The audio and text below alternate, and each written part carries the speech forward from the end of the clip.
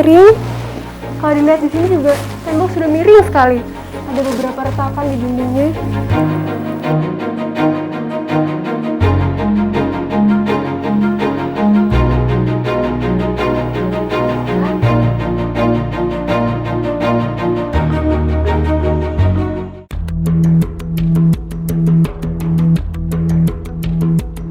Sejak Januari 2021, posko pengungsian bencana pergerakan tanah di Kampung Ciherang, Sukabumi telah menjadi tempat tinggal bagi warga terdampak dan terancam.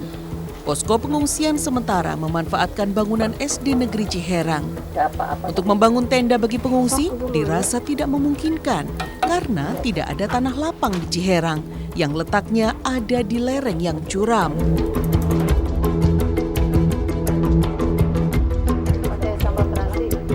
Selama masa darurat bencana, banyak relawan yang membantu di posko pengungsian. Kini, warga berusaha mandiri.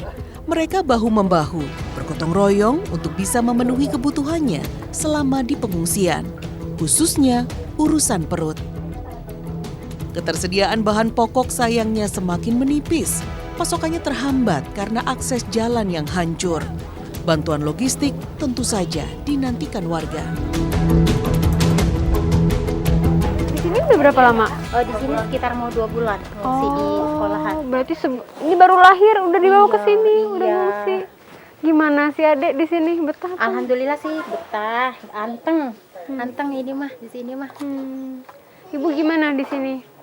Betah Di nggak sini Ibu? sih kita panggilnya rumah bahagia ya, rumah kedua, rumah bahagia. Mau gimana lagi, kita mau ngungsi di mana lagi selain di sekolahan. Gitu.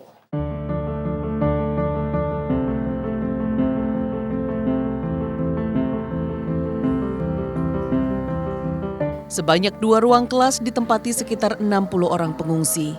Di siang hari, ruangan tidak terlalu padat karena para pengungsi melakukan aktivitas di luar ruangan. Menjelang sore, barulah mereka kembali pulang ke pengungsian. Jika situasi pergerakan tanah memburuk, jumlah warga yang ada di pengungsian akan meningkat drastis. Padahal, lokasi posko yang ada sebenarnya masih masuk zona terancam. Tapi warga tak punya pilihan lain.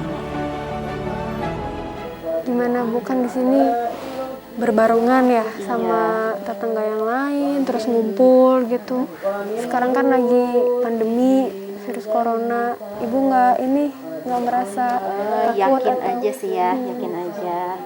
Soalnya di sini maksudnya jaga jarak juga, nggak terlalu ngumpul-ngumpul banget. Kebetulan di sini yang ngungsi kan cuma sedikit.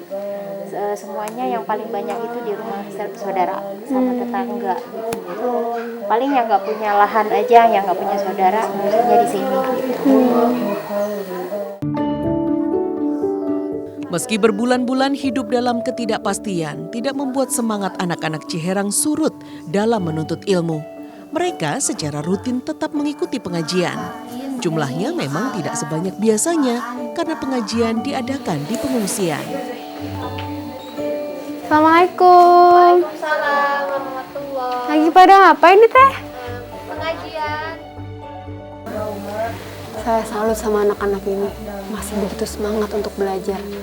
Walaupun kegiatan belajar mengajar di sekolah masih belum normal, masih perlu daring. Walaupun sinyal juga susah di sini. Kemudian pandemi belum berakhir, ditambah lagi bencana yang menimpa mereka. Luar biasa.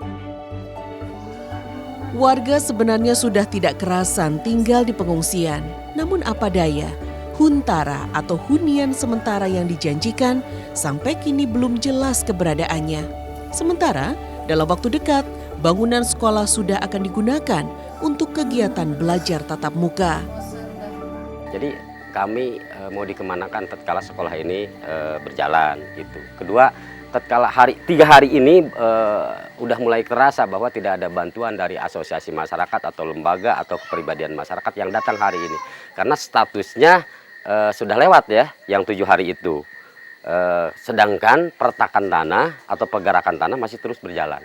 Ini kan sangat mengkhawatirkan apabila hujan terus berjalan, masyarakat semakin khawatir bahwa mereka tidak ada tempat hunian yang pasti.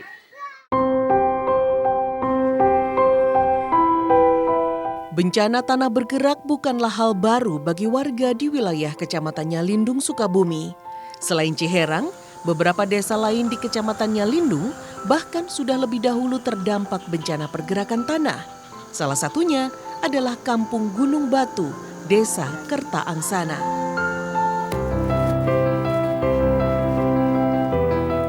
Kecamatan Nyalindung, Sukabumi sudah bertahun-tahun dilanda bencana pergeseran tanah. Di sini, di Kampung Gunung Batu, bencana ini terjadi tahun 2019. Kini menyisakan rumah yang sudah hancur, sebagian sudah rata dengan tanah. Kini, Kampung Gunung Batu sudah jadi kampung mati. Banyak warga yang sudah pindah dan tinggal di hunian sementara.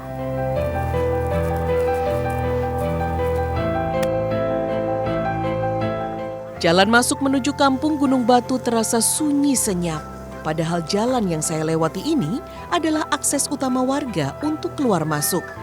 Rumah-rumah rusak dan ditinggalkan, terasa memasuki kampung yang sudah mati. Tapi ternyata masih ada saja warga yang bertahan, meskipun bahaya selalu mengancam. Punten Pak, dari mana ini Pak? Habis pasang pintu, Neng. Oh, Habis kuli biasa. habis kerja. Ibu, punten Ibu ya. Saya numpang sini. Ya silakan. Dalam apa masuk? Ibu ini dari awal di sini tinggalnya. Kenapa nggak? Tapi inap di Huntara kan? Enggak, di sini aja. Oh, masih di sini. Tetap. Kalau Huntara kan cuma satu kotak, cuma kan anak dua. Kan susah. Sempit ya, Bu. Fasilitas Huntara yang terbatas membuat Romlah memutuskan untuk kembali ke rumah. Padahal kondisi rumah Romlah sudah tidak layak huni. Romlah hanya bisa berharap bencana pergeseran tanah di Gunung Batu tidak lagi terjadi.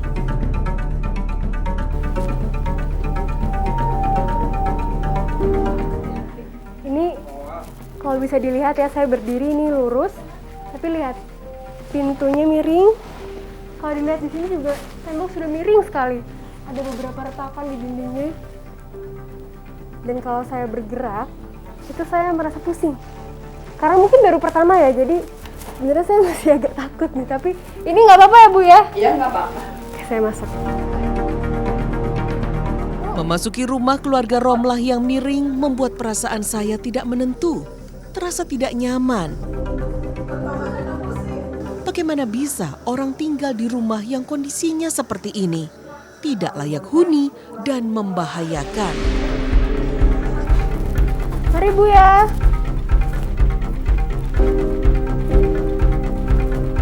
Ternyata tidak hanya Romlah yang memilih kembali ke rumah.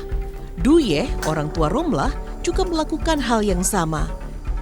Meski bagian dinding depan rumahnya sudah ambruk. Assalamualaikum Pak. Bentar saya masuk ke dalam ya Pak ya. Bu.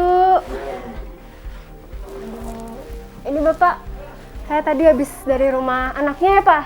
Di depan itu. Ini Bapak juga masih tinggal di sini juga? Masih, karena Abah belum ada hunian tetap. Kalau ada hunian tetap, Abah pasti ngikut.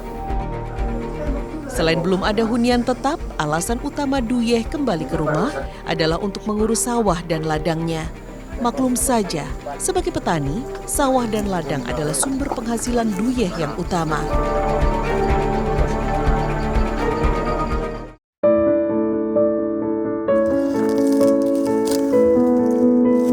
Sebenarnya, sudah sejak tahun 2019, warga Gunung Batu dijanjikan hunian tetap oleh pemerintah, yang realisasinya akan dilakukan dalam 2 tahun.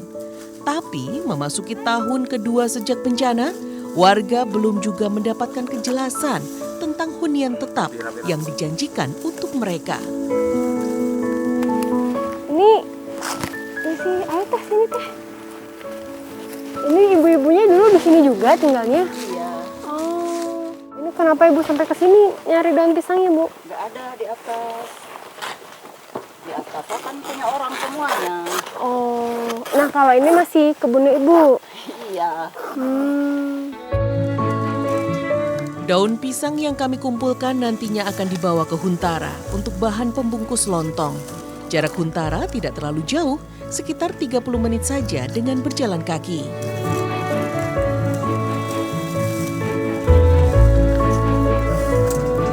Usai memetik daun pisang, Risma menyempatkan diri melihat rumahnya yang sudah ambruk. Berbagai kenangan indah masa kecilnya kembali terlintas. Di rumah ini juga, Risma terakhir kali melihat ibunya berpamitan untuk bekerja di luar negeri dan sampai sekarang belum juga kembali. Ingatan terakhir tentang ibu apa? Pas waktu pergi. Terakhir itu. Habis itu nggak pernah ini lagi, berhubungan lagi. Kira-kira ibu tahu nggak ya kalau sekarang Risma gini? Ini keadaannya.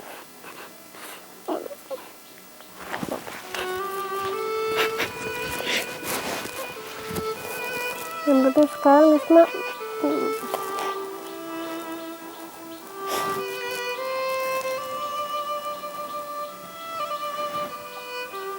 kangen ya? Sedih.